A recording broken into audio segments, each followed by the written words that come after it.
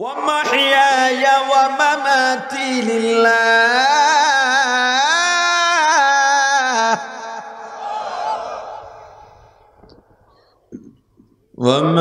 ومحياي ومماتي لله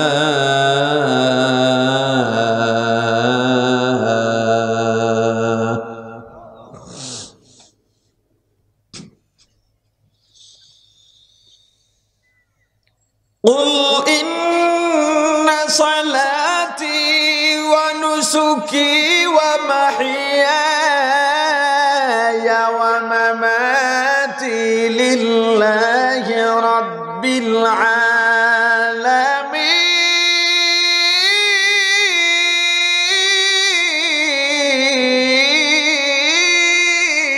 العالمين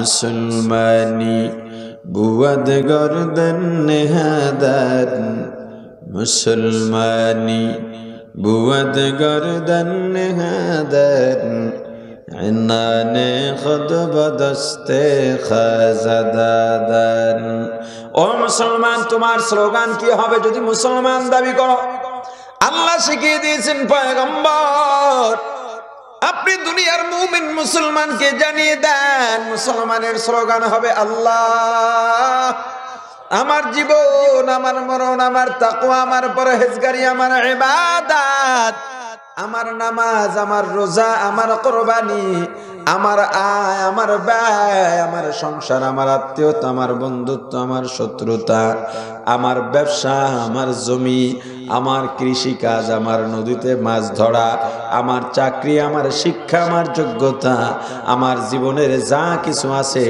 সব হবে কার জন্য আল্লাহর জন্য আওয়াজ দিয়ে বলেন কার জন্য মুসলমান ইমানদার তোমার ঘরে নেতার ছবি টানা রাখছো তোমার ঈমানই যে শেষ তুমি জানো না কিয়ামতের ময়দানে আল্লাহ ডেকে ডেকে বলবেন হে কর্মীর দল যা দুনিয়াতে নেতার কথা মানছো আজকে নেতাও যেদিকে যায় তোরাও সেদিকে আউলিয়ারা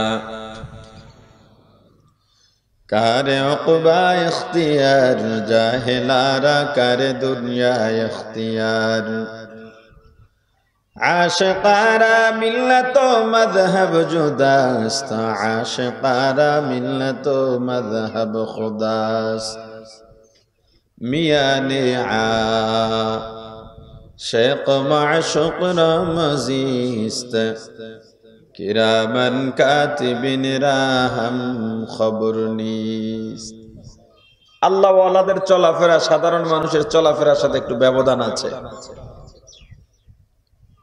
আল্লাহ ওয়ালারা বাজার করতে যায় বাজার করতে গিয়াও আখিরাত কামাই করে নিয়ে আসে আর আপনি আমি চিল্লায় যাই চিল্লায় গিয়াও আপনি আমি আখিরাত আনতে পারি না দুনিয়া নিয়ে আসি আপনি আমি হজে যাই হজে গিয়া দুনিয়া নিয়ে আসি কেমনে হজে যাওয়ার পরে নামের শুরুতে হাজি লাগবে ভাবটাই আলাদা বাইতুল্লাহর সামনে গিয়া সেলফি তোলে কথা কয় না হজ করতে গেছে না যেন মার্কেটিং করতে গেছে হজে যাওয়ার সময় কয়েক লাখ টাকার ডলার বানায়া বা রিয়াল বানায়া নিয়ে যায় বাজার করার জন্য কি হইছে কি সাউন্ড নাই ডাক দিছে কে তুমি বক্সে লাইন নেই কে ডাক দিছে এটা সিস্টেম না দিছে সমস্যা নেই যদি সাউন্ড না হয় একটু গিয়ে ওদের কাছে চুপি চুপি বলে দেওয়া বয়ান চলতেছে তো মাঝখানে ডাক দিলে বয়ানের সমস্যা না কি হয়েছে সাউন্ড দেখো তো ভাই হ্যাঁ ঠিক আছে আচ্ছা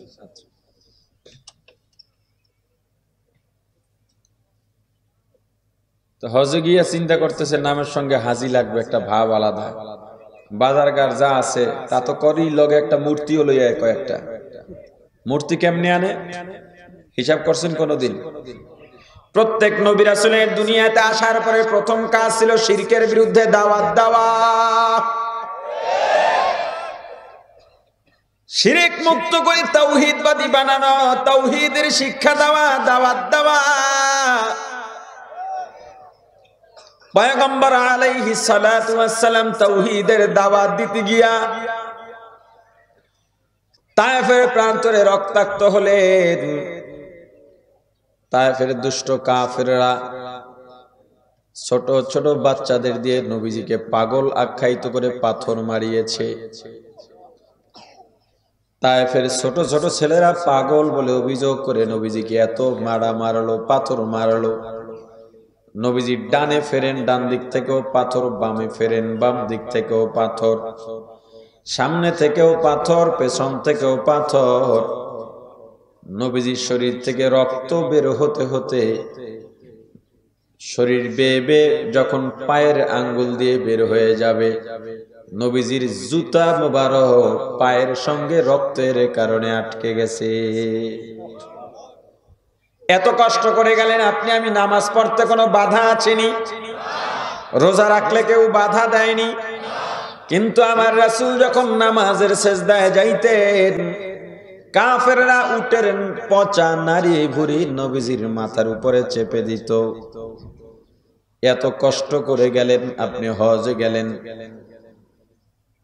নবীজির রওজা মোবারক জিয়ারত করবেন, আপনি ঢুকতেছেন, আবেগ নিয়ে সালাম দিতেছেন, আসসালাতু আসসালামু আলাইকা ইয়া রাসূলুল্লাহ, আসসালাতু আসসালামু আলাইকা ইয়া হাবিবাল্লাহ, আসসালাতু আসসালামু আলাইকা ইয়া শাফিআল মুযনিবিন, আসসালাতু আসসালামু আলাইকা ইয়া রাহমাতাল লিল আলামিন।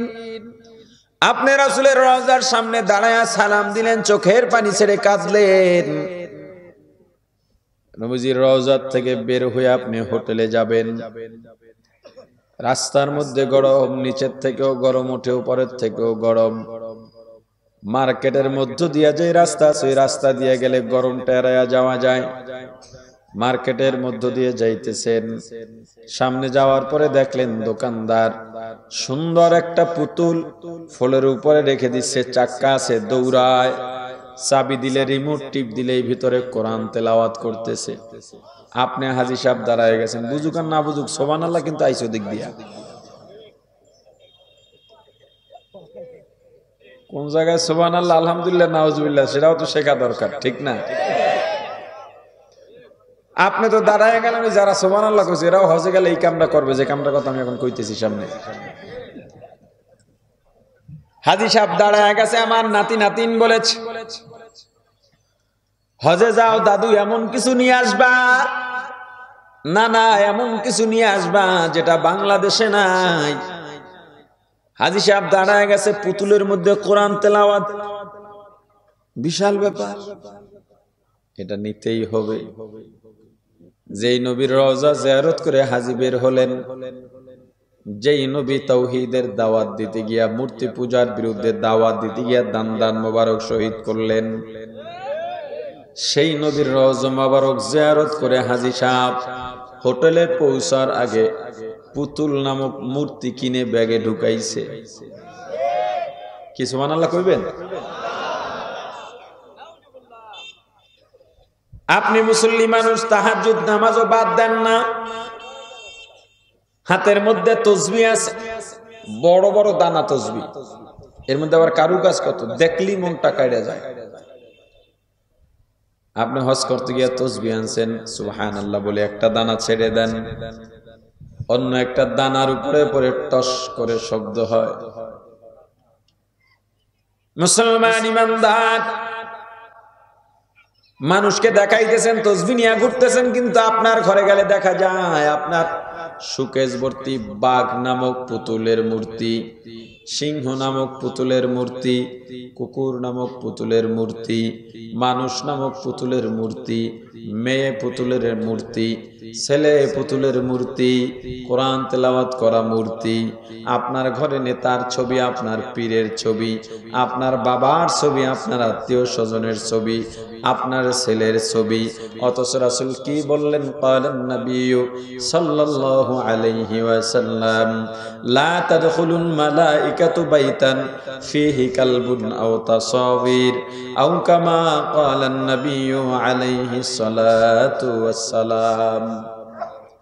পয়গম্বর বলেছেন যে এই ঘরের মধ্যে কুকুর বা প্রাণীর ছবি থাকবে, ওই ঘরের মধ্যে আল্লাহর রহমতের ফেরেশতারা প্রবেশ করবে না।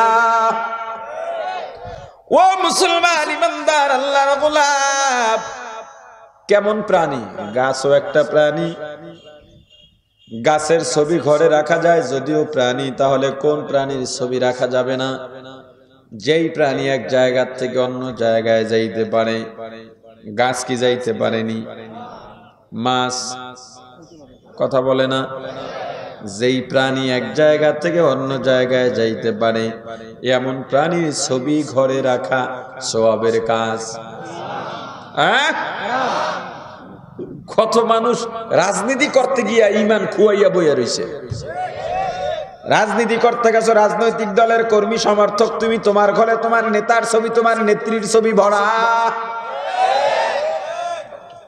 হুজুর ওয়াজ করলে, হুজুর আপনি ঠিক ওয়াজ করছেন কিন্তু বুঝিনি তো দল করি। আমারে বুঝাইলে আল্লাহর কি বুঝতে বা? হুজুর বুঝিনি তো। কালকে বই মেলায় গেছি, তো একটা ছেলে দেখা করছে বাম রাজনীতি করে। হুজুর বিশ্বাসগত ওদিকে থাকলেও আপনাদেরকে শ্রদ্ধা করি। তা আমার মানসিক অবস্থা অতটা স্ট্রং ছিল না, সারাদিন ছিলাম খুব ক্লান্ত, আমি বের হয়ে আসছি। না হলে বলতাম আমাকে শ্রদ্ধা করে লাভ কি যদি আকীদা আরেক দিকে থাকে, বিশ্বাস যদি আরেক দিকে, শ্রদ্ধা করে করবা কি? হুজুর সবই বুঝি না, ঠিক আছে আপনার ওয়াজ হুজুর ঠিক আছে, কিন্তু আমরা তো আবার আরেক দিকে আছি। টেনশন নাই, দোয়া করেন। টেনশন নাই, কার টেনশন নাই? আমার। আমি তোমার নিয়ে টেনশন করবো কি লিগা? আমার তো টেনশন এমনিও নাই। টেনশন তো তোমার করা দরকার, কিন্তু তোমার টেনশন নাই। ঘরের মধ্যে ছবি, দল করতে গিয়া কত কর্মী নেতা ইমান খুয়াইয়া বসে রয়েছে, আছে না নাই? কেমনে দেখবেন রাজনৈতিক দলের কর্মী বা নেতারা স্লোগান দেয়, আমার নেতা নেত্রীর জন্য আমি জীবন দেব, রক্ত দেব। বলে রক্ত আর জীবন কি তোমার বাপে দিয়েছে নাকি? রক্ত দিয়েছেন কে? আল্লাহ। জীবন দিয়েছেন কে? রক্ত আর জীবন যদি দিতে হয় কাকে দেব? আওয়াজ দিয়া বলেন। আওয়াজ ছোট কেন? আল্লাহর নাম নিতে লজ্জা লাগে নাকি? বলেন রক্ত আর জীবন দেব কাকে? আল্লাহকে। আরো জোরে বলেন। আল্লাহ। মুসলমান তোমার স্লোগান কি হবে তুমি এখনো জানলা না। তোমার স্লোগান আল্লাহ শিখিয়ে দিয়েছেন। কি স্লোগান দিবা? আল্লাহ পয়গম্বরকে জানিয়ে দেন, পয়গম্বর দুনিয়ার মুমিন মুসলমানদের জানিয়ে দেন মুসলমানের স্লোগান কি হবে। ইন্না সালাতি ওয়া নুসুকি ওয়া মাহইয়ায়া ওয়া মামাতি লিল্লাহ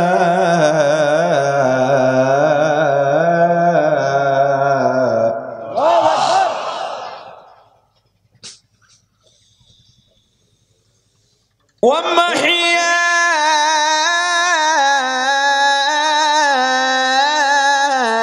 ওয়া মামাতি লিল্লাহ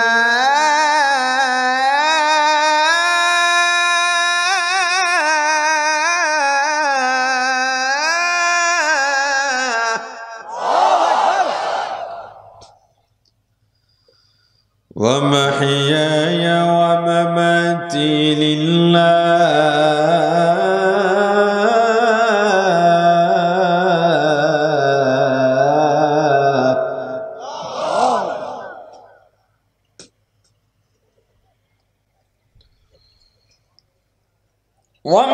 ومحياي ومماتي لله رب العالمين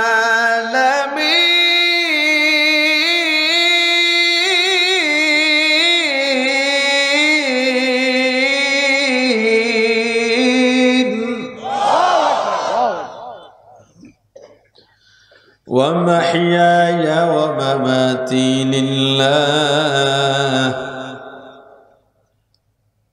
জীবন মরণের মালিক কে? আল্লাহ। আওয়াজ দিয়া বলেন। নেতার সঙ্গে তোমার হাসর হবে। মুসলমান ইমানদার, ঘরের মধ্যে ছবি রাখা যাবে নি, দোকানে রাখা যাবে? দোকানেও যাবে না, তাহলে অফিসে রাখা যাবে? আরো একটা মূর্তি পূজার কথা বলি, অনেক বড় মূর্তি পূজা, কল্পনা করতে পারবেন না এখন কি বলবো। আমার জানা মতে, শোনা মতে আজ পর্যন্ত আমি কারো জমানে এই মূর্তির কথা শুনিনি। কেউ বয়ান করে বা কোনো খতিব সাহেব করে। গার্মেন্টসের দোকানগুলোতে থ্রি পিস প্যান্ট শার্ট যেখানে বিক্রি হয়, এখানে মূর্তি থাকে, ছেলের মূর্তি, মেয়ের মূর্তি, প্লাস্টিকের মূর্তি আছে না নাই? আছে। শুধু প্লাস্টিক না, চুনা দিয়াও মূর্তি বানায়। একেবারে মানুষের আকৃতি দিয়া মূর্তি চলে দোকানে দোকানে, আপনার কোনো খবর নাই। আপনি তো বহুবার ওই দোকানে ঢুকেছেন, একবারও কি বলেছেন এই দোকানদার তোমার দোকানের মধ্যে মূর্তি কেন? তোমার ঘরে মূর্তি পূজা চলে, তুমি কেমনে বুঝবা? মূর্তি তোমার কাছে তো মূর্তি মনে হয় না। এ মুসলমান ব্যবসায়ী, তোমার দোকানে মূর্তি কেন? মূর্তি তো থাকবে মন্দিরে, সেটা তোমার দোকানে কেন উঠল? একেবারে মানুষের আকৃতি দিয়া, হাত পা দিয়া, মাথা চেহারা দিয়া মূর্তি বানায়া লটকায় রাখছে, গায়ের মধ্যে শার্ট ঢুকায়া, গায়ের মধ্যে থ্রি পিস দিয়া মূর্তি লটকায় রাখছে। ওরে মুসলমান ইমানদার, হিন্দুদের মূর্তি পূজার চাইতো এই মূর্তি পূজাটা আরো বড় মারাত্মক। হিন্দু তো আর দৈনিক মূর্তি পূজা করতে যায় না। তুমি তো দৈনিক মূর্তিটাকে ঝাড়ু দিচ্ছ, প্রতিদিন ওর গায়ে জামা পরাচ্ছ, আবার জামা খুলে রাখছো, আবার ধুলা পড়লে ঝেড়ে দিচ্ছ। তোমার চাইতে বড় মূর্তি পূজক হিন্দুরাও হতে পারে না। ওটা কেন রাখতে হবে? বেচা কিনা কম হোক, না হয় না হোক, মূর্তি কেন ঢুকাবো? শুধু একটু জেনাও হয়। মহিলাদের যে মূর্তি বানায় রাখছে, মহিলাদের মূর্তি পুরা চেহারা দিয়া, শরীরের অঙ্গ প্রত্যঙ্গ দিয়া মহিলা দাঁড় করায় রাখছে। ওই মহিলার গায়ে যদি কোনো পুরুষ, ওই মহিলা মূর্তির দলের গায়ে যদি কোনো পুরুষ শাহওয়াত নিয়া, কাম ভাব নিয়া হাত দেয়, স্পর্শ করে, সঙ্গে সঙ্গে পুরুষটার জেনার গুনাহ হবে। ভাবছেন একবার? কোন হুজুর কি অন্যায় করছি? অন্যায় তো দেখি না। ফজরের আগে যাইয়া ইমাম সাহেবের ঘরের সামনে, রুমের সামনে টক টক করতেছে, হুজুর নামাজ রক্ত হয়েছে, ওঠেন। হুজুর কয় এত আগে কোন মুসল্লি আইলো নিশ্চুল্লে?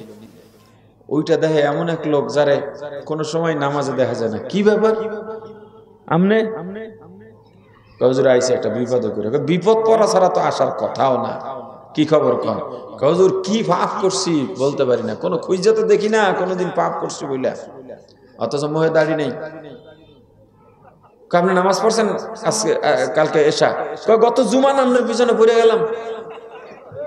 এই পাপ দেখে না? কি দেখে না? পাপ দেখে। ভাবতে পারেন আপনি কি পাপ করছি? হুজুর দেখি না। এটা দোয়া করেন, বিপদে আছে। পাপই দেখো না তুমি, অথচ দোকানে গিয়ে মূর্তি পূজা করে আসছো। মূর্তিটার দিকে তাকাও, মূর্তিটারে একটু আদর যত্ন করো। মেয়ে মূর্তি পাইলে একটু বেশি আদর যত্ন করে, কথা বলে না? আমি একবার মধ্যপ্রাচ্য সফর থেকে দেশে আসতেছি, তো একজন মাজুর মানুষ, ওই হুইল চেয়ারে ঠেললে উঠেছে, আমার পাশে ওর সিট। তো বসছে লোকটা 30 বছর ছিল, কোন দেশে যেন, ফ্রান্স, হয়তো ফ্রান্সই ছিল এরকমই। তো ট্রানজিট হয়ে আর কি আমাদের বিমান আসতেছে। তো ওইটা বললো লোক, পরে আমরা করি। আমাদের মাইকেরাও যতদূর যায় না। হ্যাঁ, এই লোকটা কি বেয়াকুব নাকি?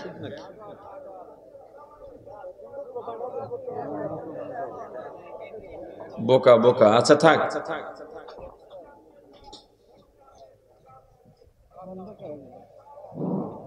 বাজারের স্বেচ্ছাসেবক যারা আছেন ওই মাইকটাকে বলেন বন্ধ করার জন্য। বাজারের স্বেচ্ছাসেবক যারা আছেন মাইকটাকে বন্ধ করে দেন। হয়েছে, বুঝছে ভাই। যে মাইকের এলান দিতেছেন শোনেন, যখন কোনো আলোচনা চলে সেখানে সালাম দেওয়া জায়েজ নেই। আপনি ওখান থেকে দাওয়াত দিতেছেন, আপনি একটা লিফলেট এখানে পাঠাই দেন, আপনি কি দাওয়াত দেবেন আমি সুন্দর করে কইয়া দিই। এতটুকু কমন সেন্স আপনাদের নাই। আপনারা মাহফিলের দাওয়াত দিতেছে ভালো, দোষের তো কিছু না, কিন্তু এটা মজলিস যেহেতু চলতেছে এখানে না হওয়া, এই খেয়াল রাখা দরকার, এটা সচেতনতা। আচ্ছা যাই হোক, তুমি পাশে বসছে, অনেকক্ষণ ধরে কোনো কথাবার্তা নাই, আমি বসে বসে কোনো একটা কিতাব মোতালা করতেছিলাম।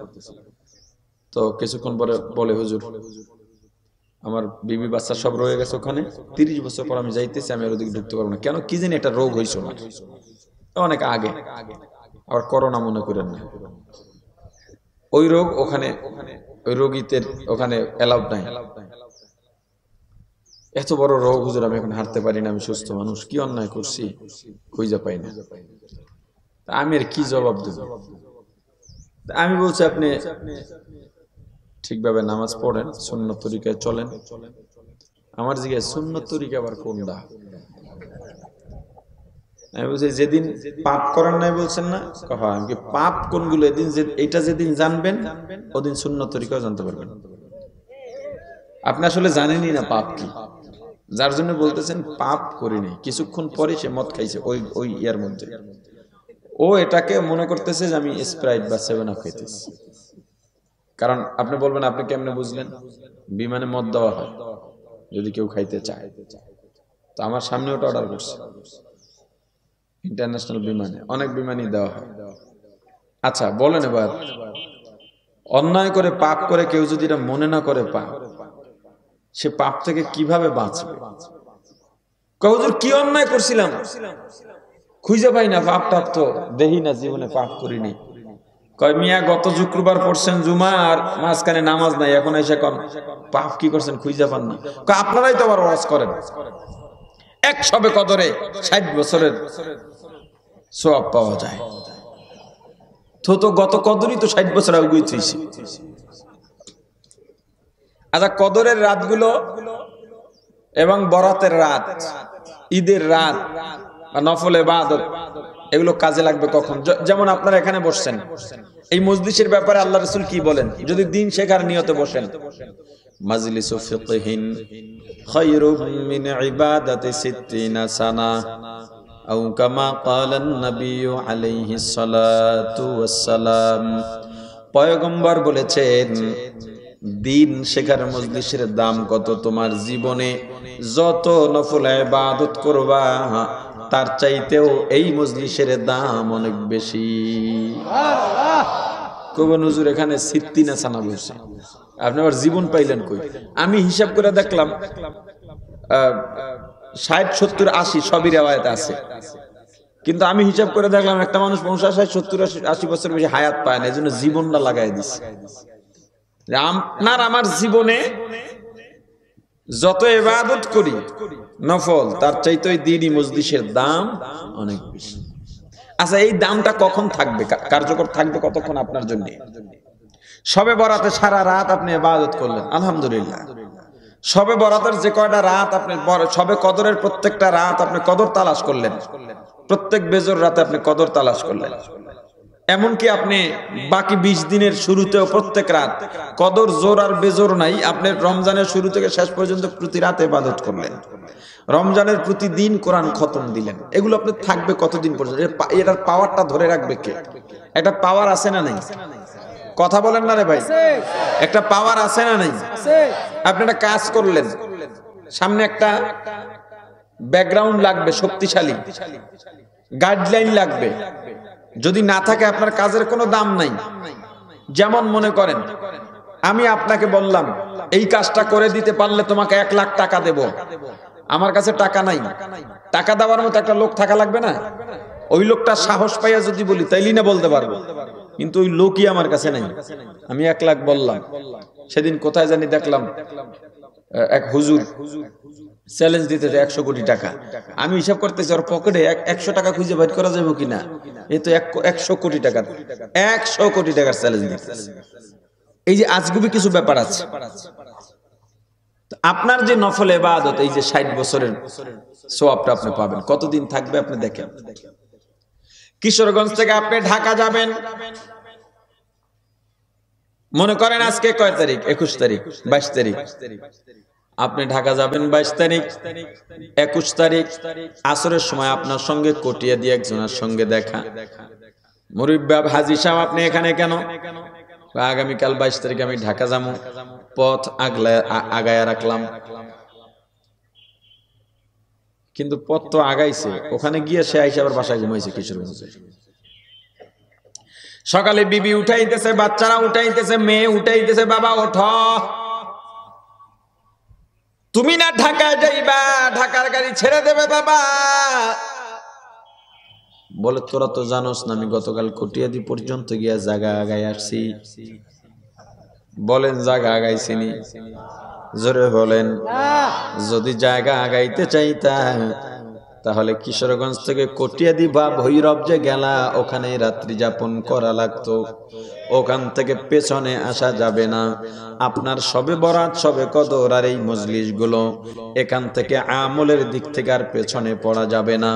বিশেষ করে ফরজ ও ওয়াজিব আমল গুলো আপনার থেকে কাজা হতে পারবে না। যখন আপনি এই শক্তিশালী ব্যাকগ্রাউন্ডটা রেখে দেবেন, ফরজের ব্যাকগ্রাউন্ড, ওয়াজিবের ব্যাকগ্রাউন্ড, সুন্নতে মুআক্কাদার ব্যাকগ্রাউন্ড, গুনাহগুলো ছেড়ে দেবেন, তখনই আপনার এই ফজিলত গুলো কাজে লাগবে। অন্যথায় আপনার এই ফজিলত কোনো কাজে আসবে না। কথাটা কি বুঝাইতে পারছি? মুসলমান ইমানদার, আপনি বলেন আমি পাপ দেখি না, পাপ কি করলাম? অথচ চলায় ফেরায় উঠায় বসায় আপনার পাপ হয়। আরেকটা কথা বলি, দোকানে গেলেন বাজার করার জন্যে, 48 টাকা বিল হইছে, 50 টাকার নোট দিছেন, পাইবেন কত? সবাই বলেন, অঙ্ক জানেন? বলেন সবাই কয় টাকা পাবেন? দোকানদার আপনাকে কি দেয়? কি? আমি পাবো টাকা, আপনি দিলেন চকলেট। পণ্য আর টাকার মধ্যে তো আসমান জমিন ব্যবধান। পণ্য দিয়া তো আমি চাহিদা মেটাতে পারবো না, চকলেট দিচ্ছেন সুইসা সুইসা খাইয়ে ফেলানো লাগবে।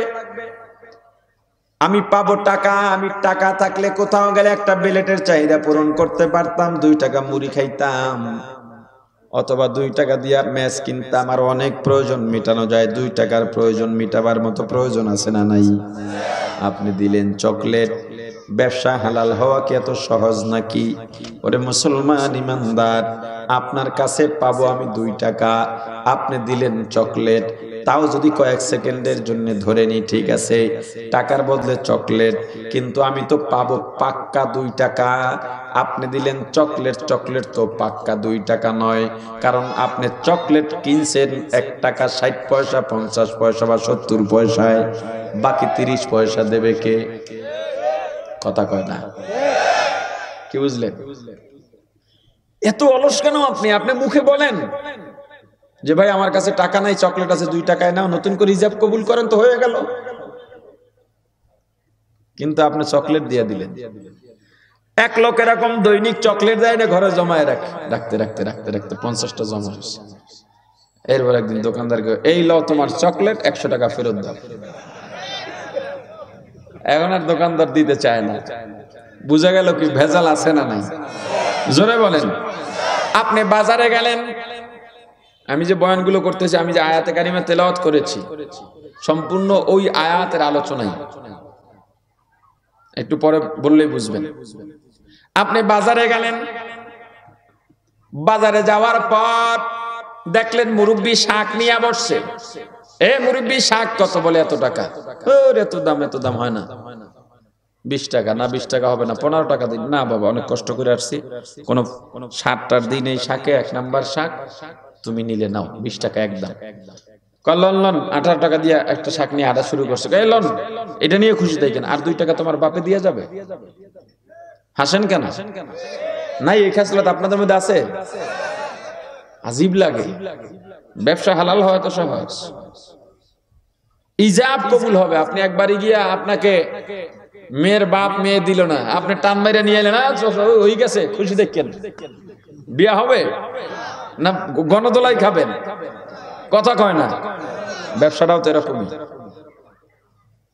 বিক্রেতা যখন বলবে হ্যাঁ ঠিক আছে, তখন আপনি নিয়ে আসবেন। উনি কবুল বলে নাই, আপনি জোর করে নিয়ে আসলেন, 2 টাকা সে আপনার কাছে পাবে। এখন ব্যবসায় সই হয় নাই, পাওনা না পাওনা পরের ব্যাপার। কথা বুঝে আসছে? সমস্যাটা কোথায় জানেন? কোথায়? কথা কয় না। এই জায়গায় কি কথা কন? সমস্যাটা এখানে। কলবের আলোচনাই করব। মুসলমান ইমানদার, আল্লামা খাজা মাজুব রাহমাতুল্লাহ আলাইহি রাস্তা দিয়ে হাঁটতেছেন, তার পাশ দিয়ে এক যুবক জমিনের মধ্যে দম্ভ ভরে হেঁটে যায়। আল্লাহর ওলি মানুষ ধ্যানে ছিলেন, হাঁটতেছিলেন, জমিনে আওয়াজ পেয়ে তার ধ্যান ভেঙে যায়। যুবককে ডাক দিলেন, যুবক দাঁড়াও। কি বলবেন মুরব্বী? তাড়াতাড়ি বলেন, সময় নাই। হুজুর বলেন, তোমার চাইতে আমার সময় আরো কম। এরকম অনেক ব্যস্ত মানুষ দেখবেন, ওয়াজের মধ্যে আসে, কিছুক্ষণ থেকে উঠা হাঁটা দেয়, খুব ব্যস্ত সে। অনেক আছে দোয়া না করে উঠা হাঁটা দেয়, খুব ব্যস্ত সে। মঞ্চে যারা থাকে এরা কেউ ব্যস্ত না, আছে না? নাই। শুধু ব্যস্ততা দেখায়। নামাজ পড়তে ডাক দিবেন, ভাই নামাজে চলো, কবে একটু ব্যস্ত আছি, পরে আসতেছি, আপনারা যান। ওর নামাজই পড়বে না, মানে আপনাকে বিদায় দিল। আবার অনেকে নামাজে ডাকবেন, বলে ভাই আমার কাপড় ভালো না,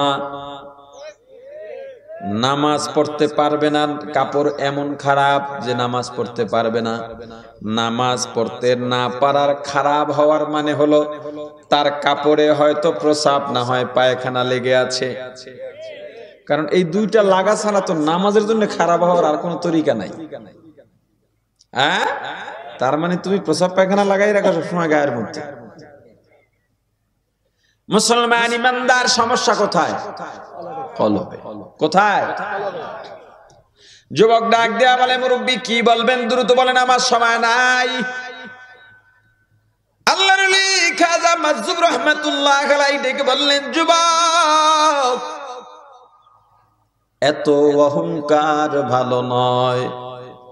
যুবকের মেজাজ গরম হয়ে গেছে। আপনি আমাকে চেনেন, জানেন আমি কে, আমার বাবার পরিচয় কে, আমার মামু খালু কে, আমার দুলাভাই কে। মামু খালু আর দুলাভাইয়ের জোরে চলা একদল বদমাশ আছে না নাই? নিজের কোনো হেডাম নাই, মামুর হেডাম দেখায়, খালুর হেডাম দেখায়, দুলাভাইয়ের হেডাম দেখায়, আছে না নাই? এক বক্তারে কবে জানি ইউটিউবে দেখি, বেটা আমার চেনো, আমি গোপালগঞ্জের ভোলা।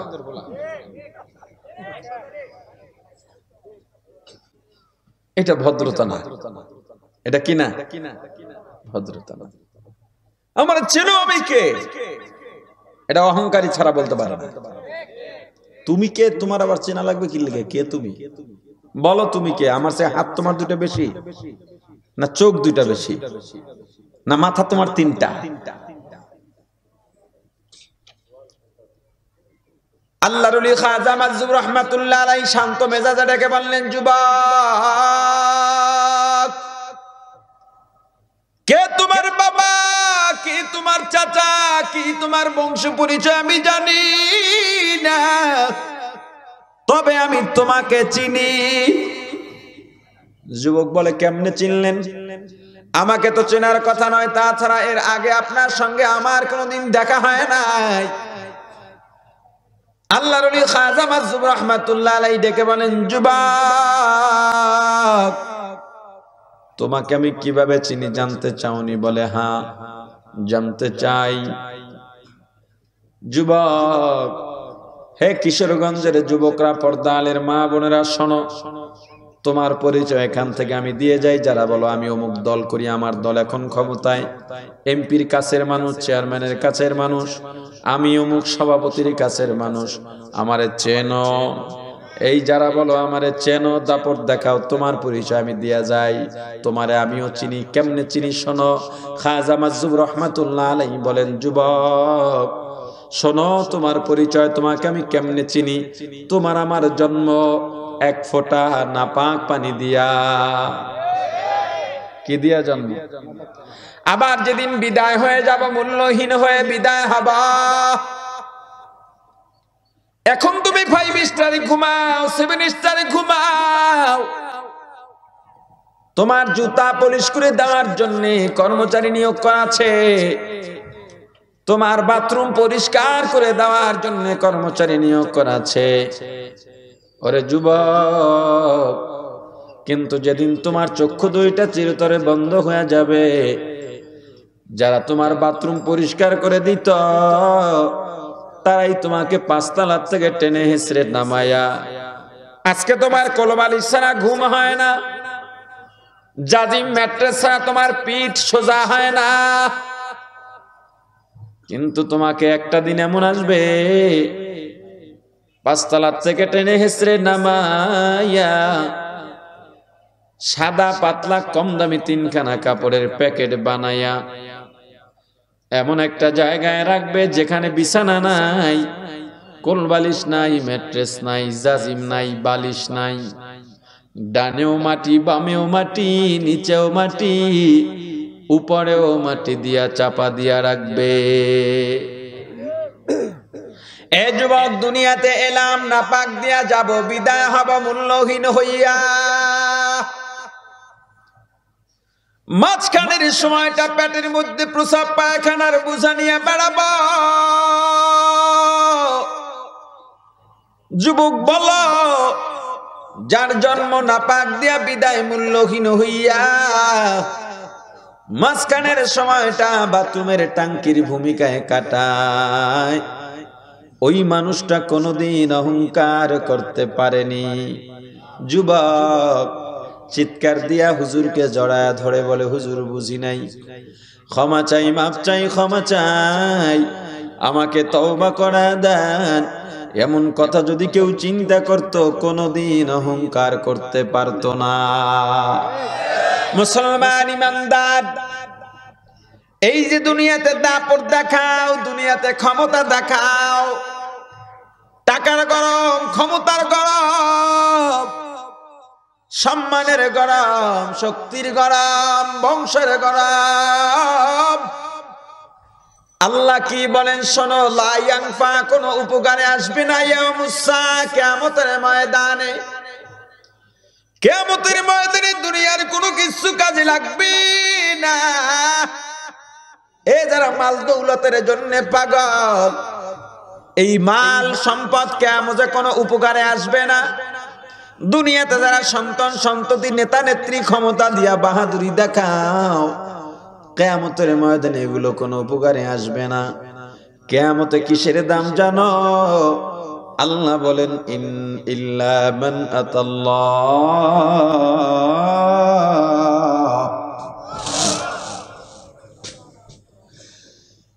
ইল্লা মান আতাল্লাহ বিকলবিন সালিম।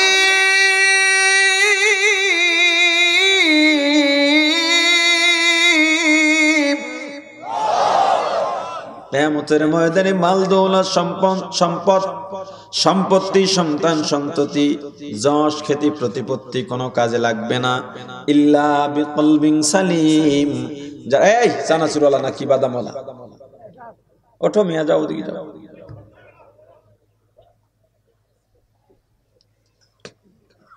শুধুমাত্র একটা শুদ্ধ কলবের দাম।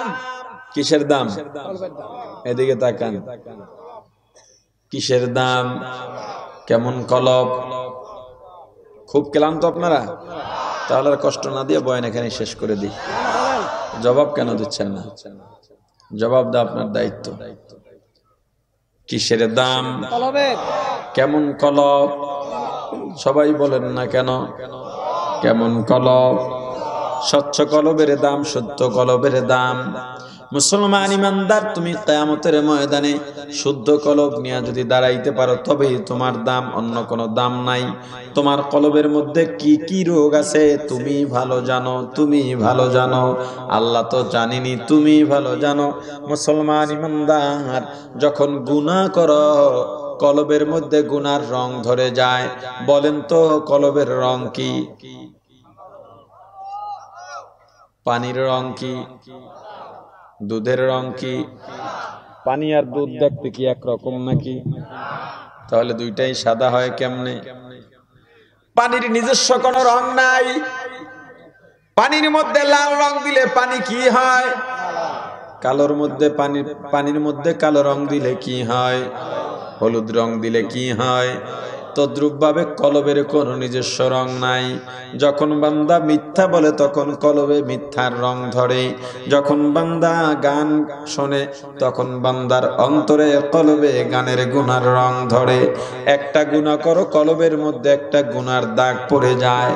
দুইটা গুনাহ করো কলবের মধ্যে দুইটা গুনার দাগ পড়ে যায়।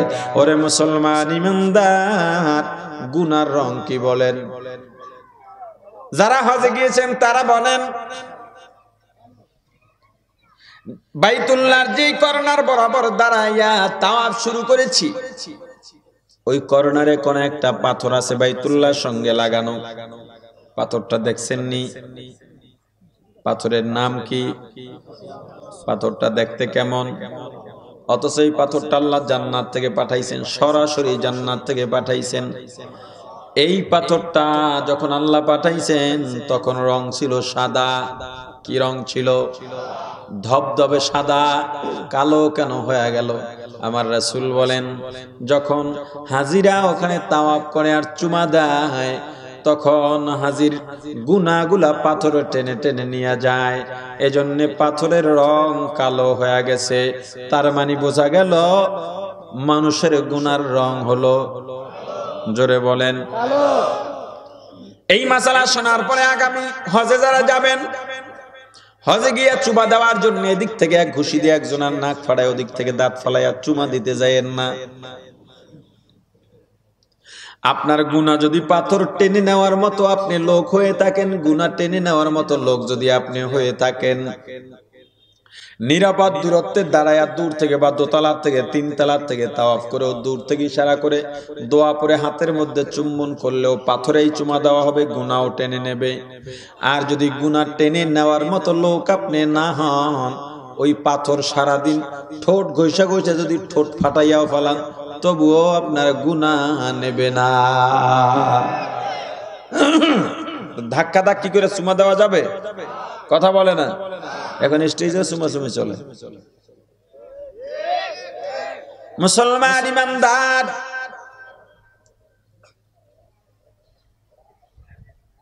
গুনার রং কালো। গুনার রং কেমন? কালো। আপনি যদি গুনাহ করেন আপনার কলবটা গুনার রঙে কালো হয়ে যায়। যদি আপনার কলবে গুনার রং থাকে তাহলে আপনার কলবে আল্লাহ আসবেন না। আপনার কলব যদি স্বচ্ছ না হয় আপনার কলবে আল্লাহ আসবেন না। আসলে কলবে কি আল্লাহ থাকেন নাকি জানেন? আমরা তো আকীদাও জানি না, বড় মুশকিল। স্পর্শকাতর এক জায়গায় এখন দাঁড়িয়ে আছে। ভালো করে বুঝবেন, যতটুক শুনবেন ওটুক বুঝবেন, ব্যাখ্যা করতে যাবেন না। কিছু আলোচনার ব্যাখ্যা করা যায় না। কথা বুঝে আসছে? কিছু আলোচনার ব্যাখ্যা করা যায় না। আল্লাহ কলবে থাকেন না, এটা আকীদা। আল্লাহ কলবে থাকেন না। আমরা আল্লাহর অবস্থান সম্পর্কে আমরা মাতুরিদির আকীদা মানি। আজ আমি ওদিকে যাব না, এটা বেশি স্পর্শকাতর আলোচনা। আমি শুধু একটু বলে দিই, কলবে আল্লাহ থাকেন না। তাহলে যারা জিকির করে বলে আমার কলবে আল্লাহই আছে, বলেনি আমার কলবে আল্লাহই আছে, তাহলে এটার মর্ম কি? তারা তো ভুল বলতেছেন। আসলে ভুল না ঠিক আলোচনাটা ভালো করে শোনা লাগবে। যারা সমালোচনা করেন তাদেরও ইশকালের জবাব হয়ে যেতে পারে, অনেকের সোয়ালে মুকদ্দারের জবাবও হয়ে যেতে পারে। আপনারা বিরক্ত না তো? ও টাইম অনেক হয়ে গেছে। আসর নামাজ এখানে হবে? মাঠে হবে? আচ্ছা মাঠে হবে, তাহলে আমি আলোচনাটা অল্পতে শেষ করে দিই। আপনারা এখানে আলোচনা শোনার পরে এখানেই নামাজ হবে ইনশাআল্লাহ। আল্লাহ কলবে থাকেন না। আচ্ছা বলেন তো, আমরা কাবাকে আর একটা নামে ডাকি, কি ডাকি? বাইতুল্লাহ। বলেন কি ডাকি? বাইতুল্লাহ। বাইতুল্লাহ অর্থ আল্লাহর ঘর। কি অর্থ? বলে এই ঘরটা কার? আব্দুর রহমানের। ওই ঘরটা কার? আব্দুর রহিমের। এই অফিসটা কার? আব্দুল করিমের। তার মানে আব্দুর রহমানের ঘর মানে আব্দুর রহমান ঘরের মধ্যে থাকেন, আব্দুর রহিমের ঘর মানে আব্দুর রহিম ঘরের মধ্যে থাকেন। তাহলে আল্লাহর ঘর তার মানে আল্লাহ ঘরের মধ্যে থাকেন, এইটাই তো অর্থ দাঁড়ায়। কিন্তু যারা হজ করে, তাওয়াফ করার সময় যদি চিন্তা করে আর নিয়ত করে এই ঘরের মধ্যে আল্লাহ আছেন, আমি তাওয়াফ করতেছি, এই চিন্তা করলে তো ঈমানই থাকবে না। তাহলে বাইতুল্লাহ কোন অর্থে বলি? মূলত বাইতুল্লাহ এই অর্থে বলি ওই বাইতুল্লাহর মধ্যে আল্লাহ থাকেন না, তবে আল্লাহর জাতি নূরের তাজাল্লি বাইতুল্লাহে বর্ষণ হয়। আপনার আমার কলবে আল্লাহ থাকেন না, তবে কলব যদি শুদ্ধ হয় আল্লাহর নূরের তাজাল্লি আপনার আমার কলবে আল্লাহ বর্ষণ করে দেন। আল্লাহর যে জাত, ওই জাত আমার কলবে আসে না। আল্লাহর নূরের তাজাল্লি কলবে আসে যদি কলব শুদ্ধ থাকে। কলব শুদ্ধ না থাকলে আল্লাহর নূর আপনার আমার কলবে আসবে না। আর কলব যদি শুদ্ধ না হয় আপনি আমি পরকালেও নাজাত পাবো না। এই কলব শুদ্ধ করা লাগবে। আলোচনা আর অনেক ছিল, এখানেই শেষ করলাম। আহারে আপনারা না বলেন কেন? আমি শেষ করছি, আপনি না বললে হবে? নামাজের টাইম সামনে, আমার অনেক দূরে যেতে হবে। যাই হোক, যতটুকু আলোচনা করেছি, আলোচনায় যত ভুল আমার পক্ষ থেকে, যত ভালো আল্লাহর পক্ষ থেকে।